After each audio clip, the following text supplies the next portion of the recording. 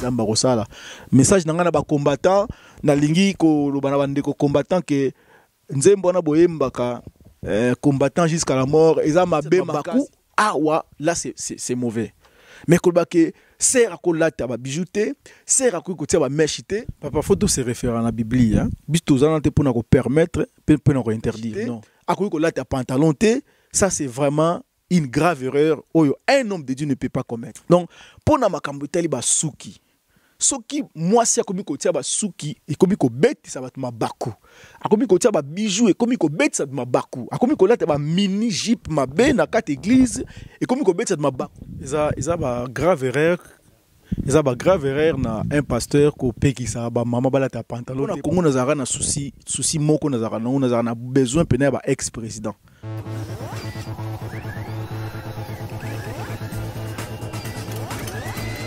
Il y a www.lecoleacongo.com, votre site, et donc ça, les bandes dans la carte, diaspora Lamboka, site, surtout, shalom, la paix du Christ dans vos maisons, dans vos églises, dans vos familles.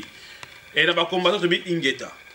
Pendant que l'autre, on a un réel plaisir comme un mouton, un homme de Dieu, depuis la France, il dit non, non, on a le Colea Congo, on a trompette à Congo, on a klaxon à Congo, on a ngonga à Congo. Azoka voya Congo abi non il pas zonga semate anya beta lokole pe e yokana neto bana biso awa lokole e yokani donc ako beta lokole na ye a dit mess a se présenter a sa biso nini alingi alobela biso awa lelo na site na biso ya www.lecoleacongo vous avez dit site du peuple site yabato nyonso site on tama fungola bato ta musika siko to mbaye l'homme de Dieu pas outil français yema ko se présenter comme na Paul mais suite à Koloba to yambie na podium de vérité. Welcome l'homme de Dieu. Shalom papa. Shalom l'homme de Dieu. Voilà précis mission à biso te poser question je nous répondre. Toi d'accord? Merci. Merci aux amis qui n'ont propos de quoi engager comme auteur, mais de quoi engager bisoté. Tu vois d'accord? D'accord. Merci beaucoup. Donc, la ici, tout ça qu'on matin à podium et puis émission comme un podium de vérité. Tout le monde, quand la vérité parle, les mensonges tremblent et se tait. Quand la vérité s'exprime, les mensonges disparaissent. La vérité, et ça, mon tour a tenu la mission, qui est Jésus-Christ. Et les mensonges, c'est les diables, les pères des mensonges. Et aujourd'hui, les missionnaires, j'ai une mission, les missionnaires de Azoko Yambayo, on limite au matin à podium, tu vas vérité, rien que la vérité. Et voilà bien, papa. Tu vas à podium. C'est pasteur Paul Mungu, à maintenant podium, on y a vérité, à l'ingis comme la vérité. Pasteur, est-ce qu'on peut s'asseoir pour parler de la vérité, rien que la vérité? Bien sûr, oui.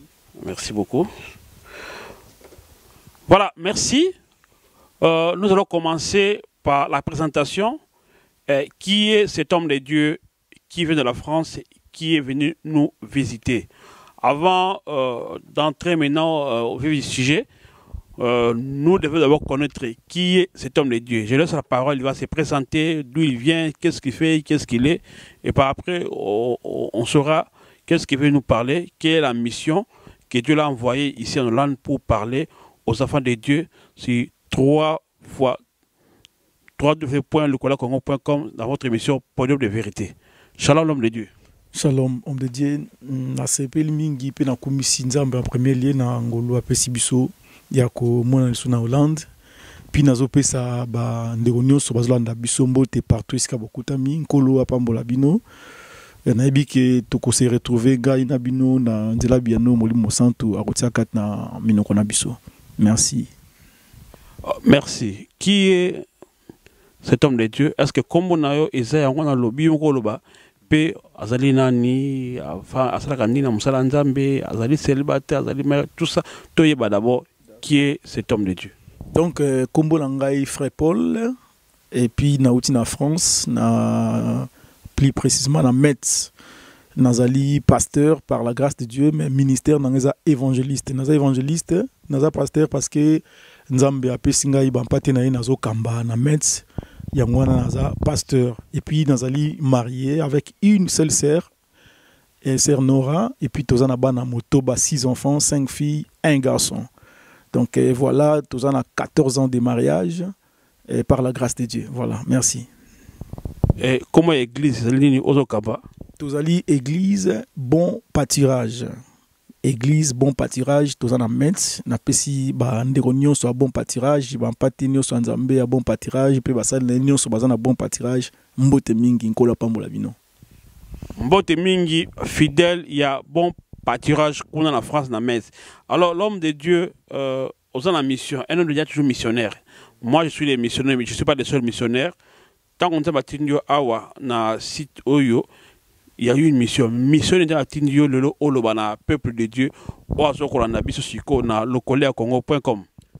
Mission ezali moko eza ko réveiller ba nzambo balali pongi à cause de ce qui se passe dans ces derniers temps et puis ko ressusciter ba nzambo ba kufi déjà na molimo parce que sur le but je suis la résurrection. Donc la résurrection est encore possible parce que le Seigneur Jésus-Christ est là et il travaille jusqu'à aujourd'hui. Voilà ma mission ici en Hollande, plus précisément à Rotterdam. Nzambe na biso akosala ngolu ete ba oyo nyonso balali pongi ya molimo balamuka ba o ba kufi ba sekwa et puis ba oyo baza nanu ba bongwani te ba bongola mitema. Voilà mission nanga na ena okatne sika oyo na bi kenkola kosunga nyonso koleka malamu. Merci beaucoup l'homme de Dieu. Quand c'est mission zali malamu où il y a disciples de Jésus-Christ. Merci mingi. Alors oza l'homme de Dieu et tu veux l'homme de l'église. L'église, c'est à Nzambe. Tout le monde a un message de l'église. Interprétation, il y a Bible et comme une dengue. Message ni yo lingu oyo par rapport à message de véhiculé sur internet na ba église na ba Nzambe. Likamuni o lingu ba lelo balancer ba yo kayo.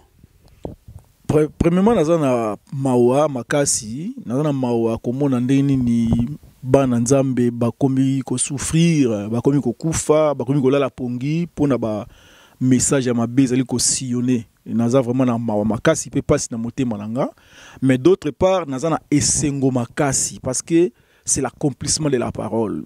Oh nkolo lobaki ekokisami et puis esengo nanga parce que ezo moni ça a été biblia eza vraiment parole de Dieu.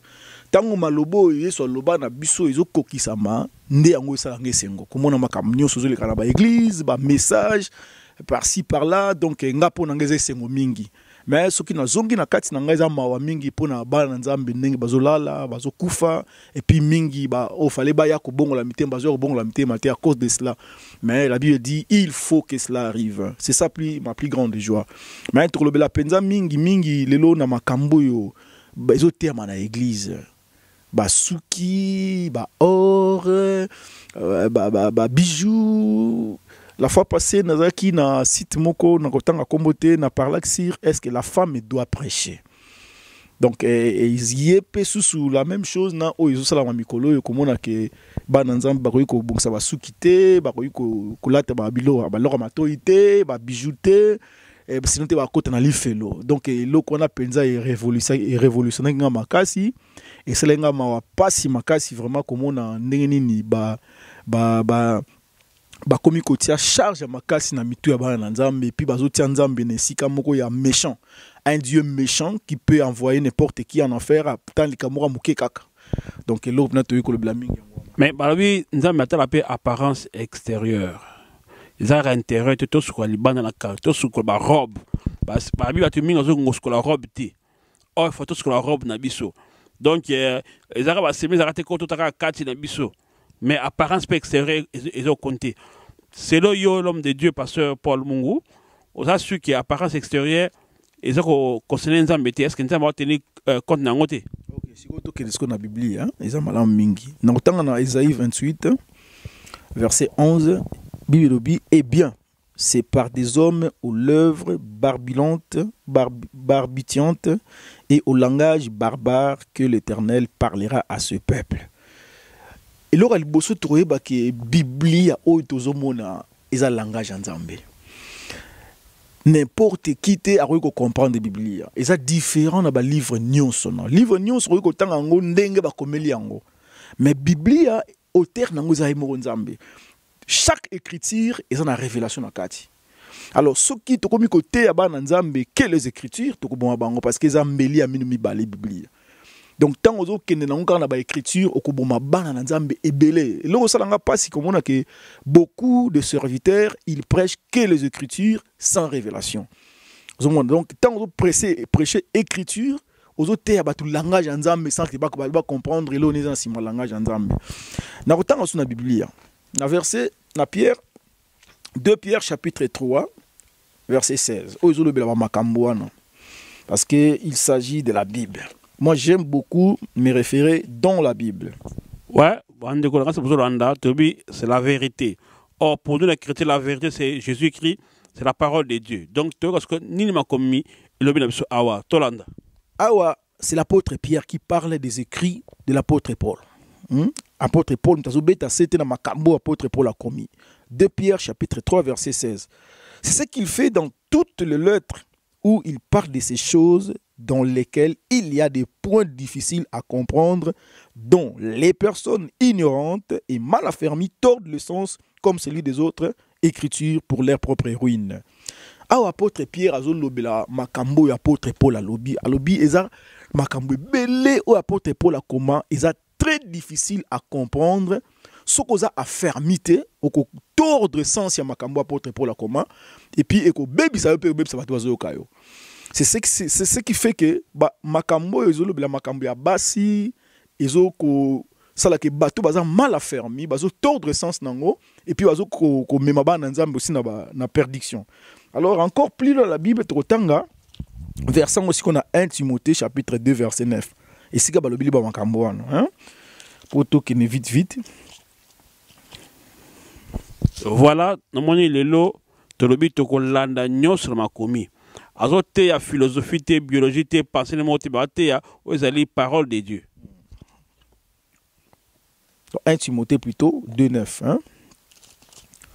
1 Timothée chapitre 2 verset 9. La Bible dit: je veux aussi que les femmes vêtues d'une manière décente, avec pudeur et modestie, ne séparent ni de détresse, ni d'or, ni de perles, ni d'habits somptueux, mais qu'elles séparent de bonnes œuvres, comme il convient à des femmes qui font profession de servir Dieu. Que la femme écoute l'instruction en silence, avec une entière soumission. Je ne permets pas à la femme d'enseigner ni de prendre l'autorité sur l'homme, mais elle doit demeurer dans les silences. Voilà verset oyo ezo bebisa ezo boma bande kona biso basal nanzambe belé koyoka mingi kuba komi ko bongo la mitema. Na bongo nanga motema yango na esko kote ya batu libanda pekati. C'est vraiment regrettable comme on a bloqué en wana. So totali malamu tant apôtre Paul azolo baya de les femmes et la femme. Hein, il parle de les femmes en pluriel et la femme en pluriel. Plus loin dans la Bible, la femme en singulier. En singulier, pardon. Plus loin dans la Bible, Bible ezo banabiso tango nzamba sali Adam. Apesi ba nyama nyonso atandingi na kosala. Abandi ko pesa mo ba kombo. Apesi bango bakombo etikala ko mona te oyo asepelisa ki tinzamba la lisi pongi akeli Adam tango bimisi Adam abimisi Ève plutôt Adam lobi wow tala sikoyo mopanzi ya misuni nanga bako benga e mwasi. Donc le mot femme hein, c'est Adam qui avait donné ça à Ève, ce n'est pas Dieu. Nzambe te mta pesa ki kombo mwasi na Ève, c'est Adam mta pesa, c'est une appellation que Adam avait donnée à Ève. On l'appellera femme. Dans Genèse 5, 2, Dieu créa l'homme et la femme et les bénit. Il les appela du nom d'homme. Tu vois? Donc, à Bengi Bango na kombo ya mutu, mon homme. Cela veut dire quand la Bible parle de la femme, la Bible se réfère à l'Église. L'Église ne peut pas prendre l'autorité sur Christ qui est l'époux. Tu vois? Les femmes, frères et sœurs, spirituellement parlant, ce sont tous les hommes qui n'ont pas Christ Jésus en eux. Tous les frères, toutes les sœurs qui n'ont pas le Seigneur Jésus-Christ en eux, ils ont l'image de celui qui n'a pas Christ Jésus. Alors, Christ Jésus, il est l'homme. Oyo nyonso na Yesu Masiya kati na ye, akomi mutu. ozala mwasi, ozala mobali. Tant que tu as Christ dans toi, tu deviens homme. Tu vois, tu portes l'image du Christ, tu deviens homme. Galate zo banabiso, il n'y a ni femme, ni homme, ni esclave, ni libre. Nous sommes un en Jésus-Christ. Donc, pour na makambo tali ba suki. Soki mwasi akomi kotia ba suki, ekomi ko beti sa batuma baku. Akomi kotia ba bijou, ekomi ko beti sa batuma baku. Akomi ko lata ba mini jeep mabe na kat église, ekomi ko beti sa batuma baku. Ah ouais, là c'est mauvais. Mais kolba ke sert à kolata ba bijou te, sert à kotia ba mèche te, akomi kolata pantalon te, ça c'est vraiment une grave erreur. Oyo, un homme de Dieu ne peut pas commettre. Mais la monnaie passage au pays, c'est un passage très important. C'est là où les Romains s'appoignardent. Avec si bako tia orte, nga Bible interprétation de la Bible, c'est là le problème. Dans les exégèses ou les herméneutes, par exemple, on a biso, on va lire herméneutique dans l'exégèse, théologiens, philosophes, faut faire ça biso. Dans le contexte nini, parce que les ok, siko par rapport à wana ça biso, parce que il y a peu pantalon de manière décente.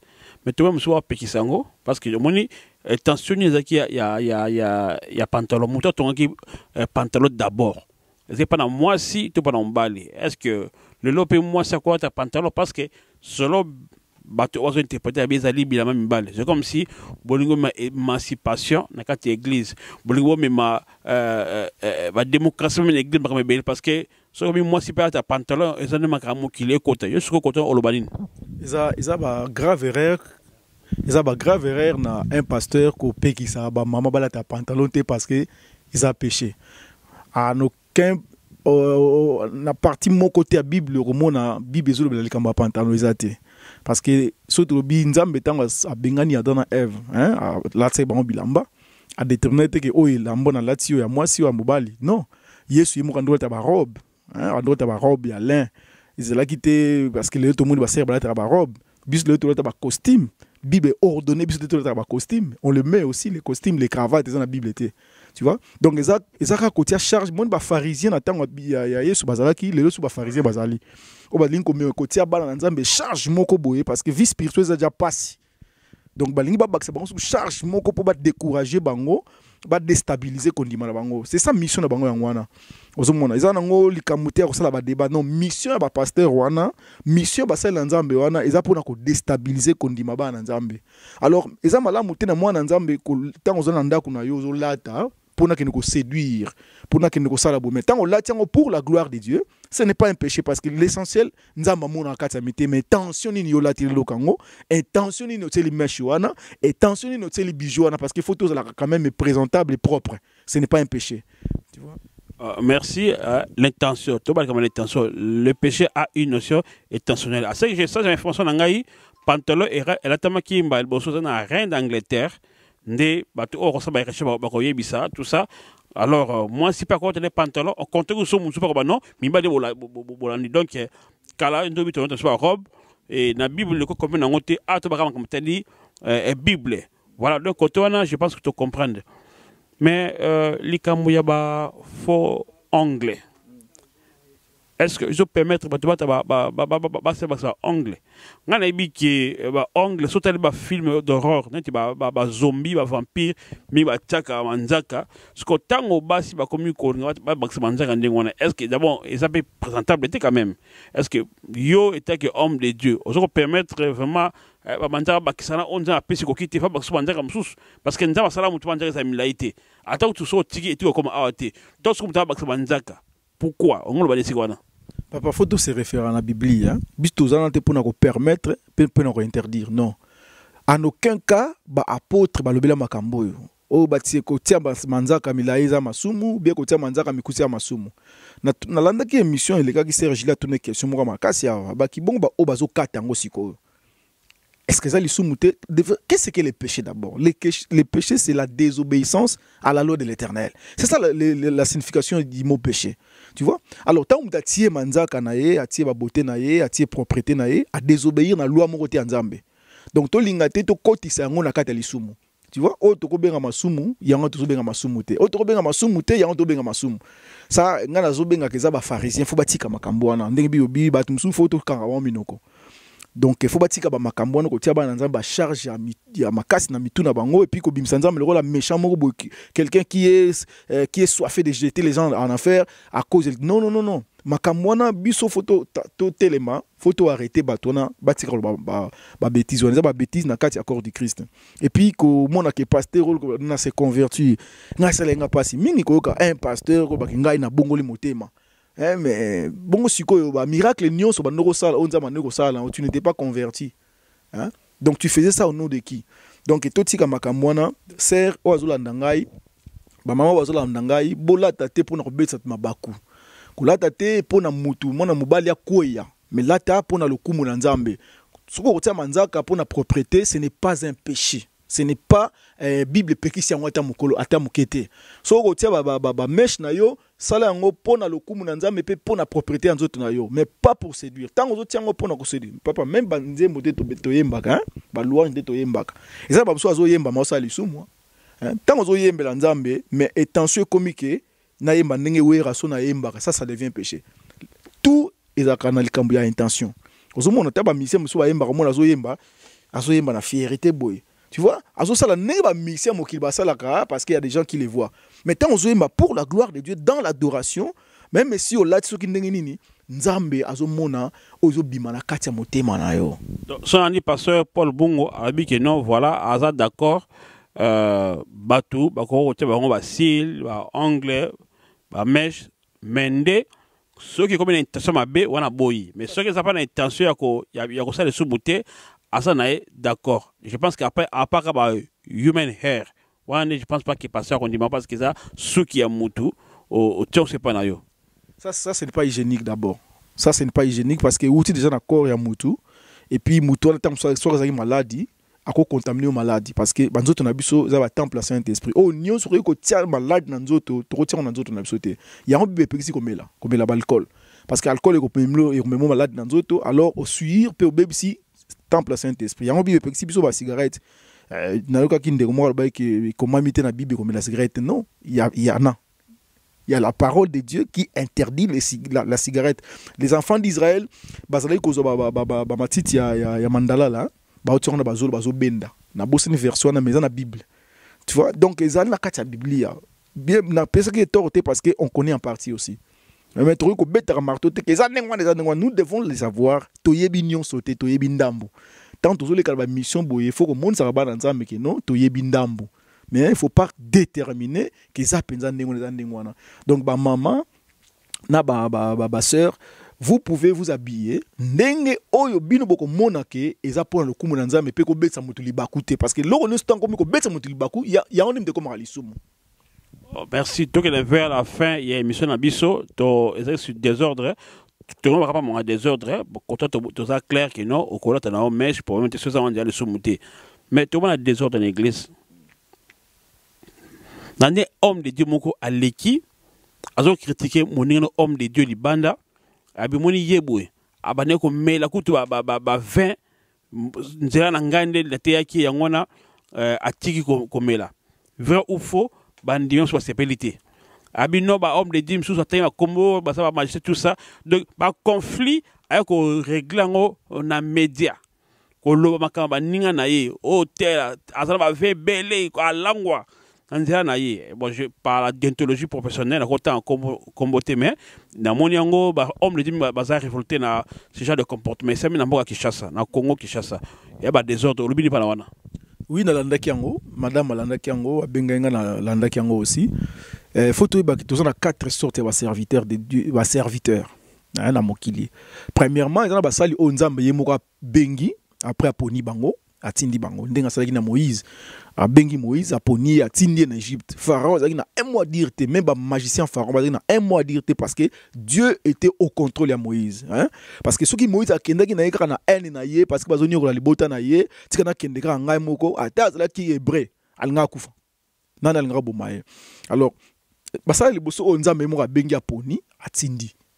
Wana nzambe azalaka obligé, je dis bien obligé à rebattre la biso. Pardon. Deuxième type de serviteur, ils ont oyo nzamba bimisi to aponi na nzela basali na ye.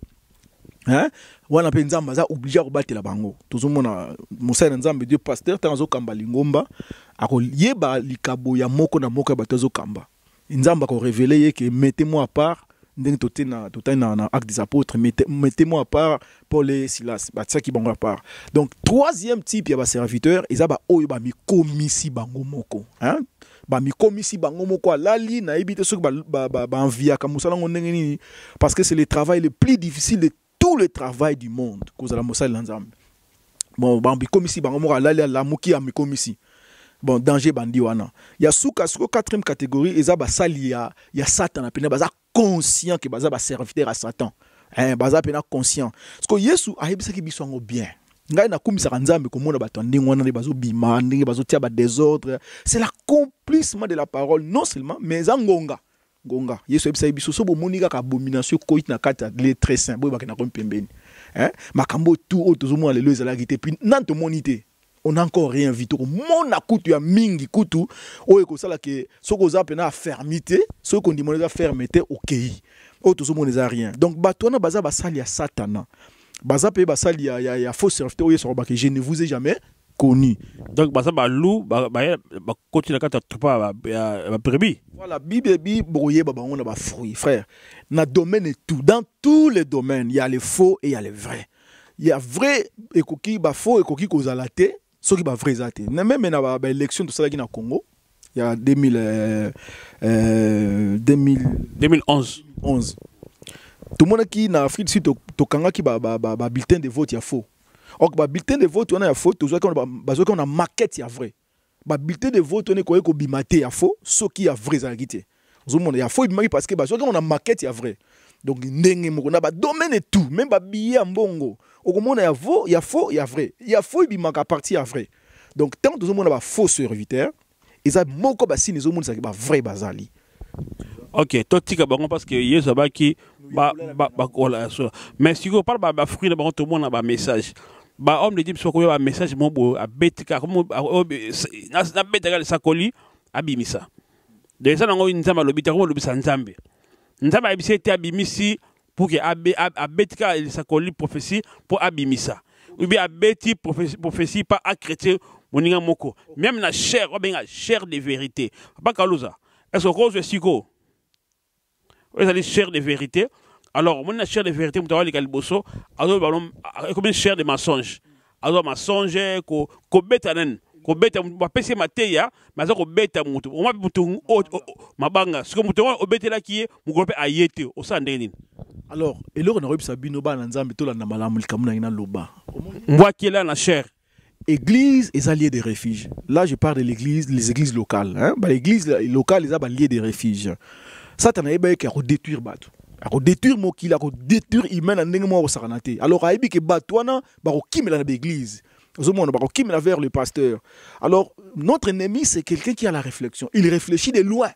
Hein, tout le monde na lycée semence ndekomoka azaki na bilanga na ye sal semence malam na butu ennemi ya mutango ye pendant la nuit nan a réfléchir sonné na moyi ba okanga aye na butu tant comme na butu sikoyo abino so be na tie ivre yango par na yango ba buka facilement a semé ivre parmi les blés donc awa ivre tie blé et blé blé tie ivre na kati pour moye ba buka ngo ezate. Donc notre ennemi c'est comme ça, il réfléchit très bien abi que ya ko détruire mokili ya ko détruire batu a ko détruire humanité batu na ba ko kimela na église ba ko kimela ba pasteur. Alors il y a un peu tout ça la film mémoire ndenge pour ça on a détruire batu na ça le roté so ba ken lieu de refuge ko na ba ko bika donc faut na détruire lieu de refuge tu vois il y a ngona sali ba faux pasteur à sali ba fausse église. Bible lobi confiez-vous à l'Éternel, vous serez affermis. À ses serviteurs vous réussirez. Et loko wana ata satana bebisi mokili ndenge nyonso ekotika ekozala ndenge wana. Bana nzambe bakotika laka jamais ko longola confiance dans le sala nzambe. Ekotika la timo ko yeso ko ya confiance ya bana nzambe envers le serviteur ekozala kaka. Alors Satan a siko po bana ba longola confiance dans pas basala nzambe parce que pour base la fermi il faut vraiment se confier dans basala nzambe. Pour base la lobiko faut ba kena ba église. Ya ngo mona sala ba église, asali ba faux serviteur, bana nzambe tant bazo mona makambo wana ba généraliser. Ça les décourage et détruire qu'on dit manabango et celui qui basali nzambe so basa ndengwana l'église nyoso ya mabe. Ozomona. Donc eza ba œuvre Satan azo sana tango asuka. Ba tuna basa conscient que basa nzambe te.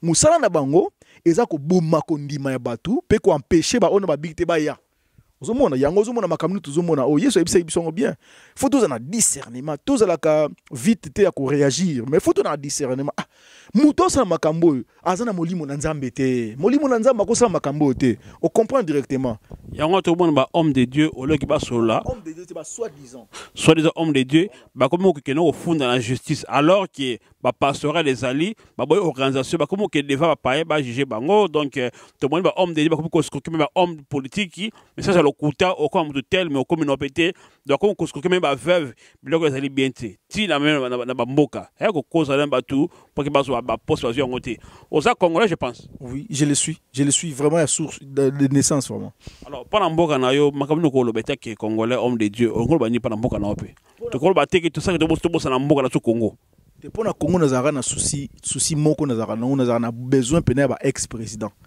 nazara na besoin ba to comme na ba ex-président na et ça langa pas mi comme na ba président na biso soit ba bomie soit akei ko futa na ko suka na CPI na souci na ngezaka tous appellent le rôle Abdou Diouf tous appellent na Abdou Diouf na biso lelo to moni que Abdou Diouf lelo aza honoré aza élevé aza respecté parce que aseda ki pouvoir na e souci na ngezaka nengwana ba président na biso bazoya lobby bazala ba yeba que éternité m'deza important auto vie toi nango eza nango na tinate il nzamba tiane sur na vanité tu vois donc to yebaka éternité m'deza important to ko zala ki bokonzi boye to bomi batu to sali boye mais souka na biso to passer éternité en enfer est la réalité hein enfer est la vérité existe vraiment hein?